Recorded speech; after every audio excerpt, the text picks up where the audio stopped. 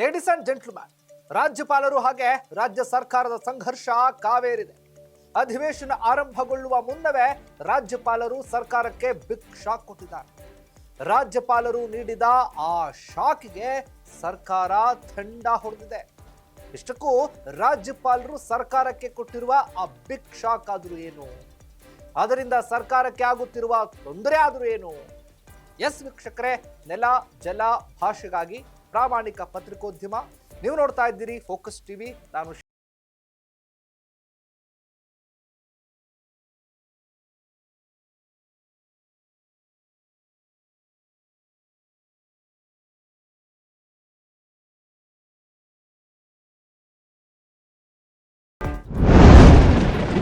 ತಮಿಳುನಾಡು, ಕೇರಳ ಬೆನ್ನಲ್ಲೇ ರಾಜ್ಯದಲ್ಲೂ ರಾಜ್ಯಪಾಲ ವರ್ಸಸ್ ರಾಜ್ಯ ಸರ್ಕಾರದ ಸಂಘರ್ಷ ಎದುರಾಗಿದೆ. ಬಜೆಟ್ ಪೂರ್ವ ಅಧಿವೇಶನಕ್ಕೆ ಸಿಎಂ ಸಿದ್ದರಾಮಯ್ಯ ಮುಂದಾಗಿದ್ದಾರೆ. ಸಂಪ್ರದಾಯದಂತೆ ಅಧಿವೇಶನ ಆರಂಭಿಕ ದಿನ ಜಂಟಿ ಸದನ ಉದ್ದೇಶಿಸಿ ಭಾಷಣ ಮಾಡೋದಕ್ಕೆ ರಾಜ್ಯಪಾಲರಾದಂಥ ಥಾವರ್ ಚಂದ್ ಗೆಹ್ಲೋಟ್ ಸ್ಪಷ್ಟವಾಗಿ ನಿರಾಕರಿಸಿದ್ದಾರೆ ಅಂತ ಹೇಳಲಾಗ್ತಾ ಇದೆ. ಇದಕ್ಕೆ ಕಾರಣ ರಾಜ್ಯಪಾಲರ ಭಾಷಣದಲ್ಲಿ ಕೇಂದ್ರ ಸರ್ಕಾರದ ವಿರುದ್ಧವೇ ಕಠಿಣ ಶಬ್ದಗಳನ್ನು ಬಳಸಲಾಗಿದೆ ಅಂತ ಹೇಳಲಾಗ್ತಾ ಇದೆ.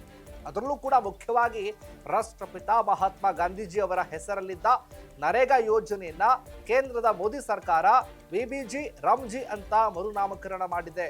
ಇದನ್ನೇ ಪಾಯಿಂಟ್ ಔಟ್ ಮಾಡಿರುವಂತಹ ರಾಜ್ಯ ಸರ್ಕಾರ ರಾಜ್ಯಪಾಲರ ಭಾಷಣದಲ್ಲಿ ಇದನ್ನೇ ಪ್ರಸ್ತಾಪಿಸಿ ಮೋದಿ ಸರ್ಕಾರದ ವಿರುದ್ಧ ಕಠಿಣ ಟೀಕಾಸ್ತ್ರಗಳನ್ನು ಬಳಸಲಾಗಿದೆ ಅಂತ ಹೇಳಲಾಗ್ತಾ ಇದೆ. ಹಾಗಾಗಿ ರಾಜ್ಯಪಾಲರು ತಮ್ಮ ಭಾಷಣ ಮಾಡಲು ನಿರಾಕರಿಸಿದ್ದಾರೆ ಎನ್ನಲಾಗಿದೆ. ಇನ್ನು ಈ ಬಗ್ಗೆ ಪ್ರತಿಕ್ರಿಯೆ ಕೊಟ್ಟಿರುವ ಕಾನೂನು ಮತ್ತು ಸಂಸದೀಯ ವ್ಯವಹಾರಗಳ ಸಚಿವ ಎಚ್.ಕೆ. ಪಾಟೀಲ್, ಭಾಷಣದ ಅಂಶಗಳ ತಪ್ಪು ಗ್ರಹಿಕೆ ಆಗಿದೆ, ರಾಜ್ಯಪಾಲರನ್ನ ಮನವೊಲಿಸಲಾಗುವುದು ಅಂತ ಹೇಳಿದ್ದಾರೆ.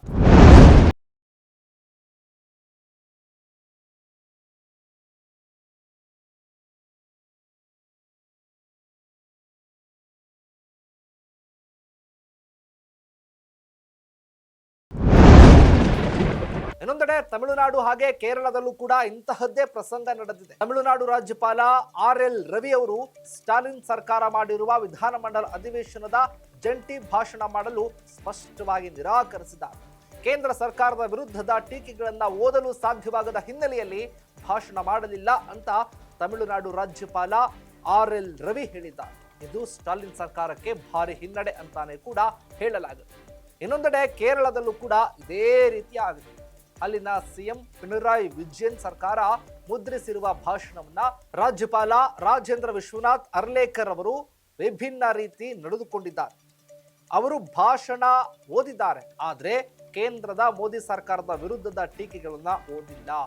ಆ ಎಲ್ಲಾ ಸಾಲುಗಳನ್ನ ಜಂಪ್ ಮಾಡಿ ಕರೆಕ್ಟ್ ಮಾಡಿಕೊಂಡು ಭಾಷಣ ಓದಿದ್ದಾರೆ ಅಂತ ಹೇಳಲಾಗುತ್ತೆ. ಇದು ಕೂಡ ಭಾರಿ ಚರ್ಚೆಗೆ ಗ್ರಾಸವಾಗುತ್ತೆ.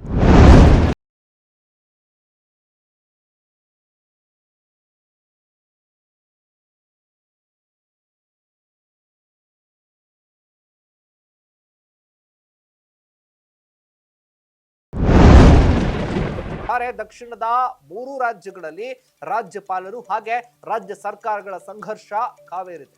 ಇದು ಮತ್ತೆಲ್ಲಿಗೂ ತಲುಪುತ್ತೆ? ರಾಜ್ಯಪಾಲರನ್ನ ಮನವೊಲಿಸುವಲ್ಲಿ ಕಾನೂನು ಮತ್ತು ಸಂಸದೀಯ ವ್ಯವಹಾರಗಳ ಸಚಿವ ಎಚ್.ಕೆ. ಪಾಟೀಲ್ ಯಶಸ್ವಿ ಆಗ್ತಾರಾ?